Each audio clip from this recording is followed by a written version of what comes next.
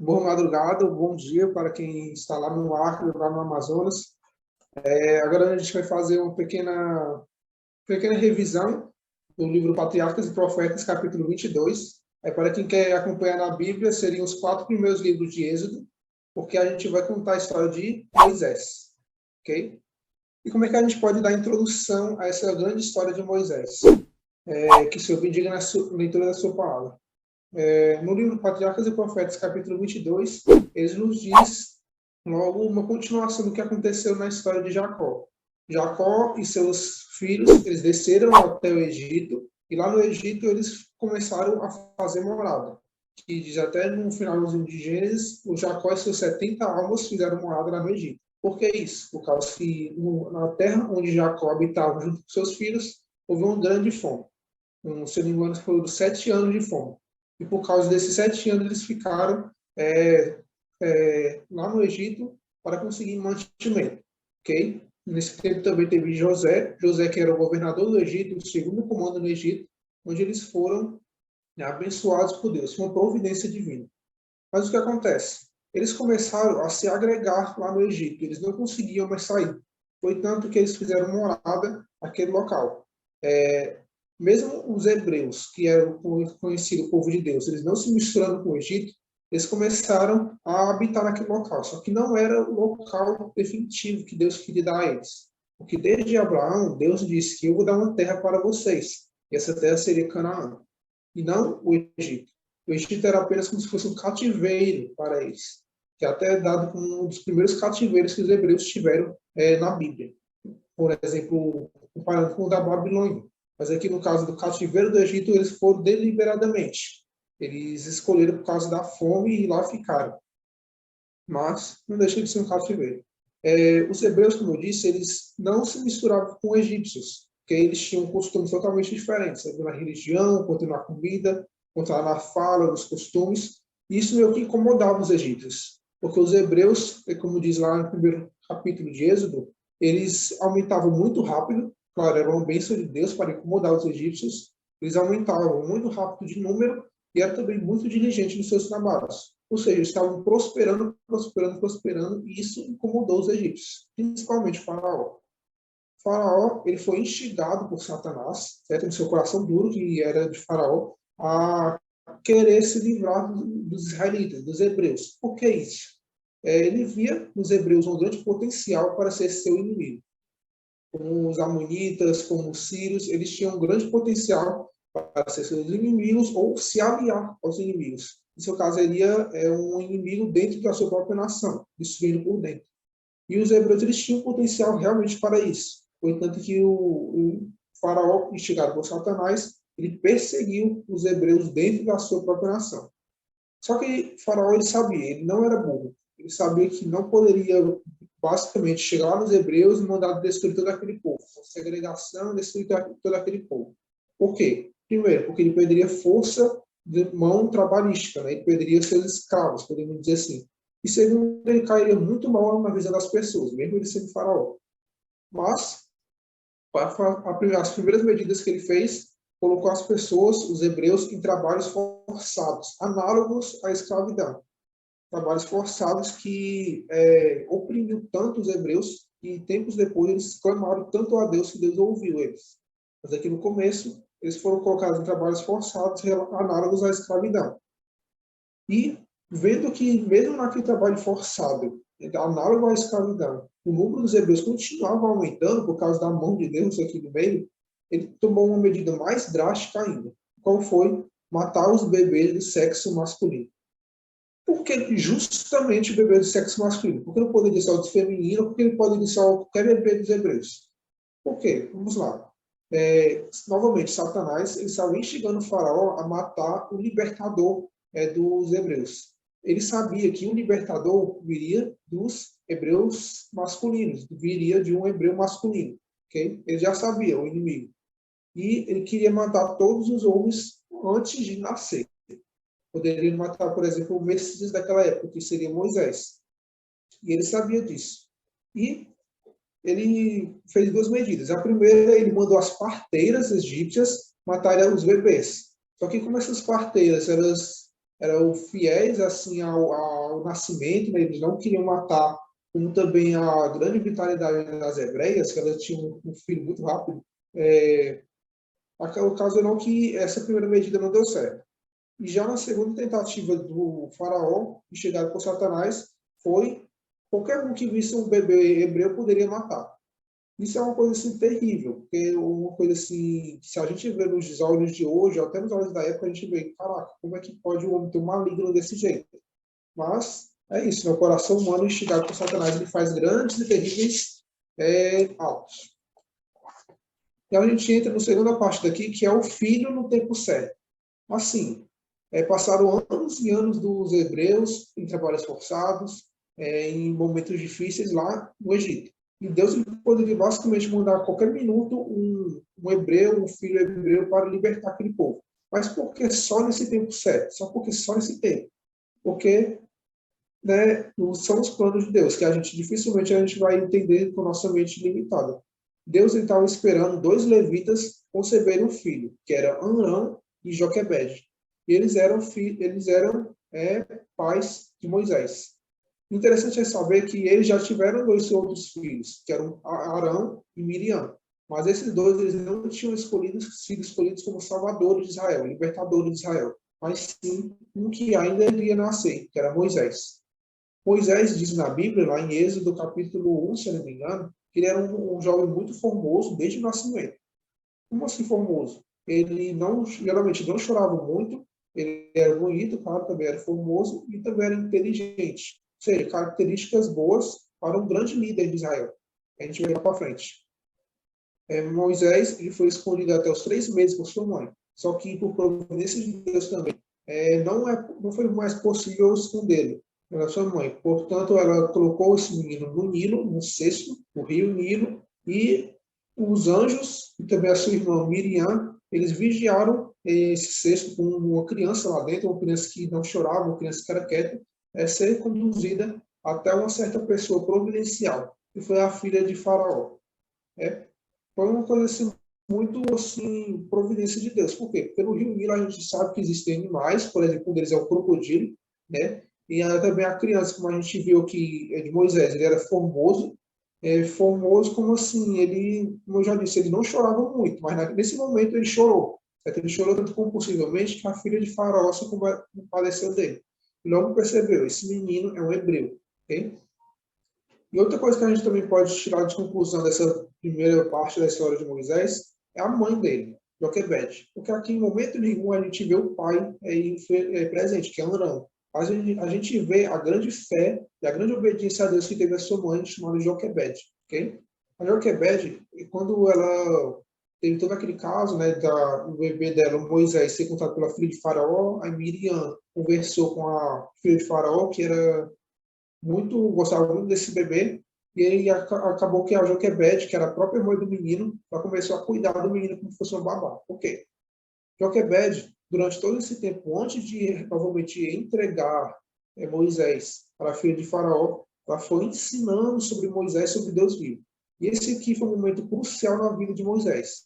Por quê? Se ele tivesse desde o começo vivido lá no templo de Faraó, lá no palácio, ele teria se corrompido com as coisas malignas, com as coisas corrompidas, né, lá do Egito. Mas, dos 3 meses aos 12 anos, Moisés ele foi ensinado por sua mãe Joquebede, insistivamente sobre as coisas santas de Deus. Aqui a gente não tem ainda o Pentateuco, o livro que a gente conhece como Bíblia escrita. Então foram provavelmente falas orais que a Joquebede falou para Moisés, desde pequeno. Isso mostra para a gente o grande poder que tem no ensinamento dos pais, e principalmente das mães. E se as mães elas foram negligentes, o filho ele pode sair dos caminhos de Deus facilmente. Mas se desde cedo a mãe ou o pai, ou os dois juntos, eles ensinaram o menino o caminho de Deus, ele nunca se apartará quando ele for velho. Isso mostra a fidelidade que a palavra de Deus é. Ok? E aqui a gente pode entrar na segunda parte, que seria Moisés no palácio, ok? A gente vê o retrospecto de Moisés fora do palácio, quando ele ainda era pequeno, que não fala muito na Bíblia, mas a gente pode ter ciência. E agora, como foi Moisés lá no palácio? A gente sabe que Moisés ele foi ensinado por sua mãe, Joquebede, até os 12 anos, o que era certo, o que era providencial de Deus. A gente sabe que Moisés ele começou a libertar o povo com 12 anos. Ele começou a libertar o povo com 80 anos. E qual foi esse lapso de tempo? O que ele fez lá no Egito? Moisés, antes de sair do Egito, antes de ser expulso, na verdade, do Egito, até os 40 anos, ele viveu lá no palácio. Viveu sendo como um neto de Faraó, neto adotivo de Faraó e filho da filha de Faraó. Okay? E Faraó viu nele um grande potencial para quê? Para ser um outro Faraó, um Faraó estrangeiro, como foi, por exemplo, o caso de José. Os egípcios, assim, naturais, de sangue mesmo, eles não aceitavam o faraó como estrangeiro. Era um faraó estrangeiro, eles só aceitavam o faraó natural aqui. Só que como esse faraó aqui provavelmente também era estrangeiro, ele aceitou, ele aceitaria Moisés como um novo faraó. Só que o que acontece? Deus ele também já tinha revelado seu plano para Moisés e para os anciãos. Foi tanto que eles não aceitaram, tanto Moisés não aceitou ser um faraó, ser um líder pagão. Ele tinha uma coisa mais preciosa, ou ele via seus olhos mais a salvação na glória lá na frente. Foi tanto que, se não me engano, é lá em Hebreus 11. Hebreus 11, 24 a 26, para quem quer ler depois, diz que Moisés ele recusou as glórias do Egito, as glórias passageiras do Egito, para sofrer com o povo de Deus no deserto e assim conseguir um galardão, uma coroa da vida no final do percurso, que foi o que ele conseguiu. A gente sabe que Moisés já foi ressuscitado. Okay? E outra coisa que eu queria também falar, que além de ser faraó do Egito, se Moisés ele se saísse do caminho de Deus, ele também seria sacerdote do Egito, porque os faraós também fazem parte do rito religioso lá do Egito. Moisés também recusou. Tá, e como é que foi o momento de saída de Moisés? Moisés estava tão dentro dessa coisa do palácio, estava tão envolvido no negócio de Faraó, sabia todo o conhecimento lá, ele era muito inteligente, Moisés, porque ele saiu de lá do nada. Foi aos 40 anos, Moisés ele já tinha aquele espírito de liberdade dentro dele, ele não gostava de seus irmãos sendo oprimidos. O que é que aconteceu? Ele vendo lá um irmão dele sendo oprimido no seu trabalho, como egípcio, ele chegou lá e matou o egípcio. Por que ele fez isso? Por que insanidade ele fez isso? E quando ele recebeu a revelação de Deus, ele pensava que ele seria o libertador, claro, mas ele seria o libertador na força do braço. Portanto, que ele matou o egípcio e meio que começou uma revolta. Porque o próprio hebreu, o próprio povo dele, como diz lá em Atos, capítulo 7, 25, eles não reconheceram Moisés como seu libertador. Eles achavam que era só um doido, varrido, que matou um outro egípcio lá, e achavam que podia ter direito sobre eles. Então, basicamente, nem o povo, os próprios hebreus, reconheceram o ato assim, de Moisés. Portanto, que ele foi condenado, o faraó, para ser morto, ele teve que sair do Egito, senão ele não seria morto. Okay?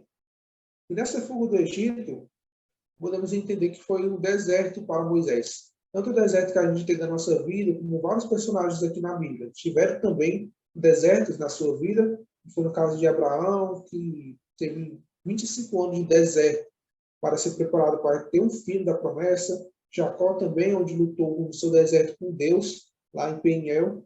Aqui Moisés também teve o seu deserto. Ele fugiu para a Arábia. Lá na Arábia ele encontrou o seu sogro, que seria Jetro, e lá ele viveu por 40 anos. 40 anos como pastor de ovelhas. A gente vê que as promessas de Deus, os planos de Deus, eles podem ser de um dia para a noite, mas também pode ser anos e anos. E cabe a gente, nesse anos e anos, a gente ser trabalhado e moldado. Porque lá para frente a gente vai receber uma bênção ainda maior do que a gente já esperava. Porque eu não acredito que Moisés ele esperava que seria um dos maiores nomes da Bíblia. Ele esperava o quê? Eu vou ser um libertador do povo de Israel. Mas agora um dos maiores nomes da Bíblia, não. Mas para isso ele precisou ser muito trabalhado.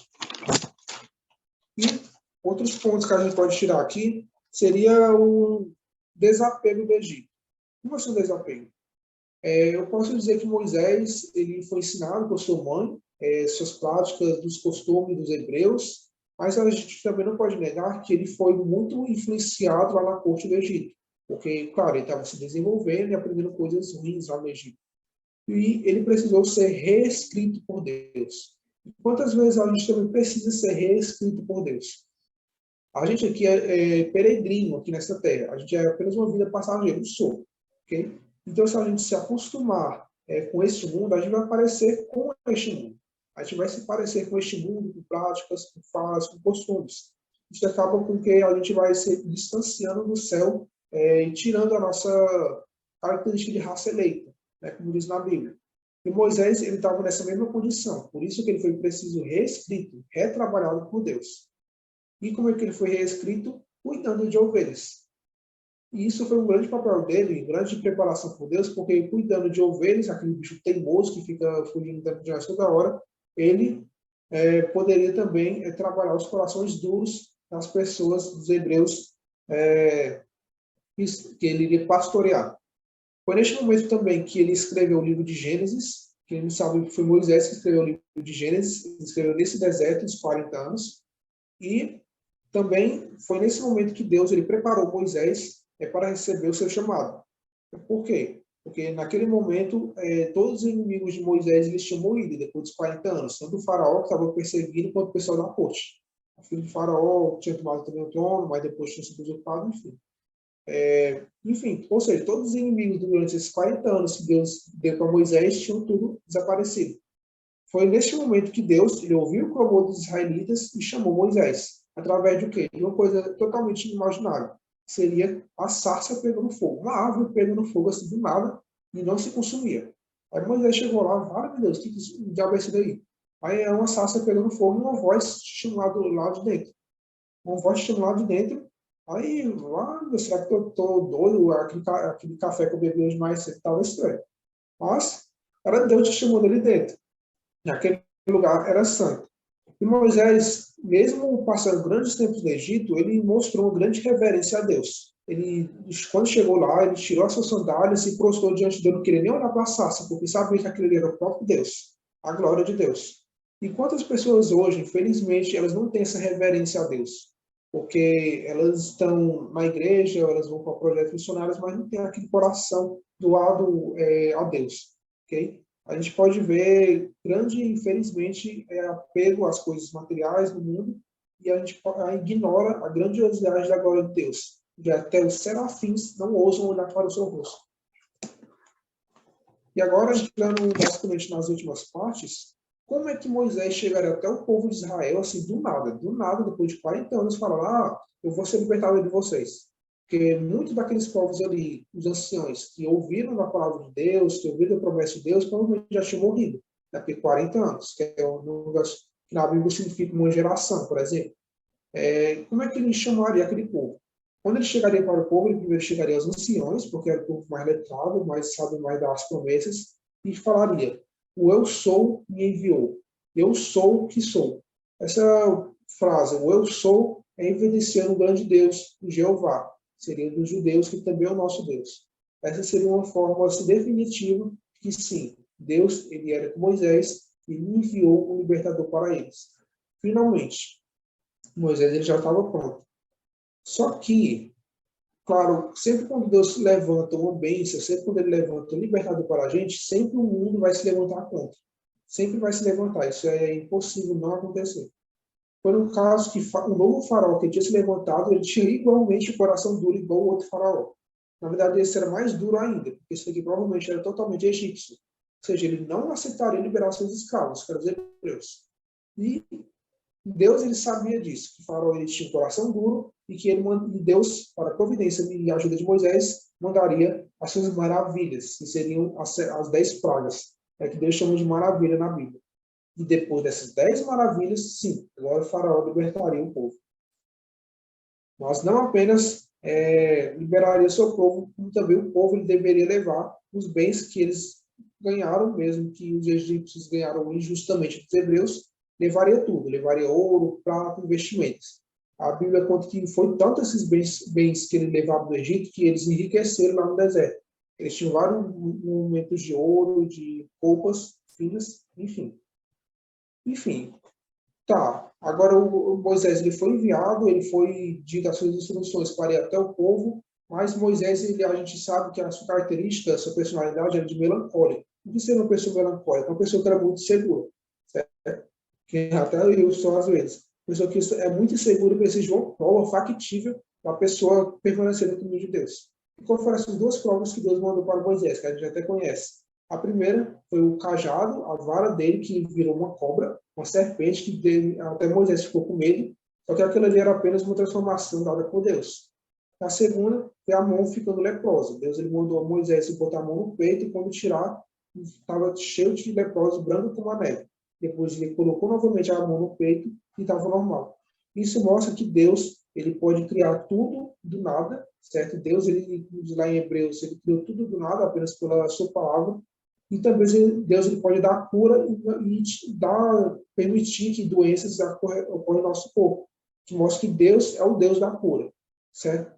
Que ele é o único que pode curar você. Basta apenas pedir. Moisés, mesmo tendo esses sinais grandiosos, assim, maravilhas, ele ainda era muito inseguro. Então, o que aconteceu? Ele falou basicamente, Deus, eu não posso libertar esse povo, porque mesmo eu chegando lá, eu não sou eloquente, eu tenho uma língua pesada, eu não consigo falar com o povo, ficar gaguejando toda hora. Imagina eu chegar lá para frente do faraó e falar desse jeito. Ele vai provavelmente me chutar para fora, certo? Mas Deus, ele sempre provém um caminho para você ter esse sucesso. Então foi esse caminho que ele falou, Moisés, eu sou contigo. Mesmo que se você ainda for inseguro, tudo bem, eu mando o seu irmão Arão, que é fluente na língua egípcia, junto com você. Ou seja, Moisés, aí você não tem escapativa para tremer na base não, meu filho. Não tremer os pés, não. Agora você tem que continuar o seu caminho. E foi Moisés com medo, claro. Moisés era muito seguro, mas confiante que ele foi. E Moisés, durante esse tempo, ele foi trabalhado também nele mesmo, nas suas faculdades, certo? Nas suas capacidades. Isso mostra também para a gente. Mesmo a gente sendo inseguro, ou sendo achando incapaz de fazer a obra de Deus, se Deus nos capacitar, a gente mesmo vai se desenvolver. A gente vai se desenvolver a nossa fala, a nossa cognição, o nosso aspecto físico e tudo. Basta a gente confiar em Deus e obedecer a sua palavra. E agora, chegando na última parte, tem mais uma prova definitiva da proteção de Deus. Como assim? Ok, Moisés já tinha aceitado a sua missão e de ir lá até o Egito, ele estava se dirigindo até o Egito. Já tinha falado com o seu sogro para levar a sua família junto, enfim. Só que no meio do caminho apareceu um anjo de Deus. É uma passagem que eu até vi aqui na Bíblia, eu achei assim, caraca, como é que pode? O anjo de Deus tentou matar Moisés. O anjo de Deus tentou matar Moisés. Mas por quê? Porque Moisés ele não estava totalmente sendo obediente a Deus. Ele tinha sido negligente em um ponto. E qual era esse ponto? Não fez a circuncisão do seu filho. Seu filho, que provavelmente já era jovem, já era adulto, ele não tinha sofrido a circuncisão, certo? E o anjo de Deus chegou lá e mostrou, olha Moisés, você pode ser a pessoa que for. Se você não tiver a proteção de Deus, você não é nada. Você é só mais um humano, pode ser facilmente morto por um ídolo, ok? E antes de entrar no Egito, antes de falar para Faraó, Deus mandou esse sinal para ele. O anjo claramente queria matar Moisés. Foi tanto que a sua esposa, chamada Zípora, ela chegou para o seu filho, fez a circuncisão e evitou que um anjo matasse Moisés. Isso mostra o quê? Que Deus ele está totalmente ao nosso redor nos protegendo, caso a gente obedeça a sua palavra. Que Deus protege aquele que ele ama, certo? E é tanto que no final dos tempos, eu até abri aqui a Bíblia que eu marquei um verso, em Apocalipse capítulo 7. Apocalipse capítulo 7, versículo 3.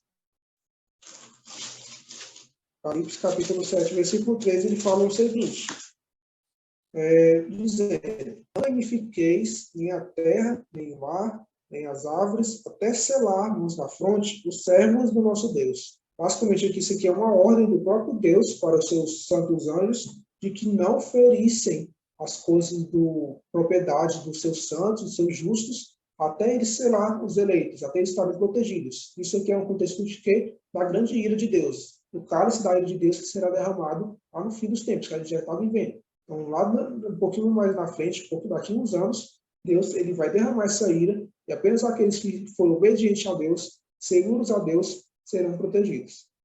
O que a gente pode aprender com isso, depois de toda essa história de Moisés, desse capítulo de Patriarcas e Profetas, é de que você também é um escolhido de Deus. tanto nas suas limitações, pode ser uma pequena obra, uma pequena missão, uma grande missão, você é escolhido por Deus, ok? Confie em Deus, seja obediente, peça sinais para Ele, acredite nesses sinais, que Ele é grandioso e justo para levar você em proteção. Obedeça a Ele, obedeça os seus 10 mandamentos, que são provas de amor para Deus, para com o humano, e você vai ser um grande vitorioso na sua vida. Isso vai fazer um grande bem tanto para você quanto para outras pessoas. Seja também um servo de Deus. Agora a gente vai fazer uma pequena oração para fazer o encerramento. Oremos.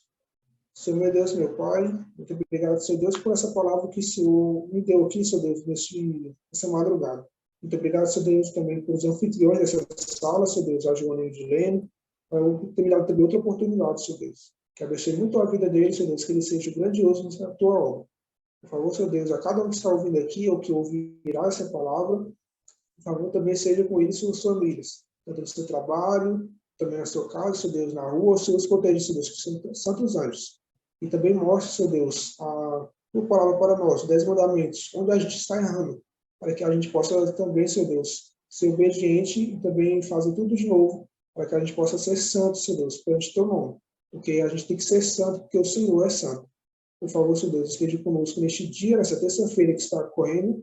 Em nome de Jesus Cristo. Amém.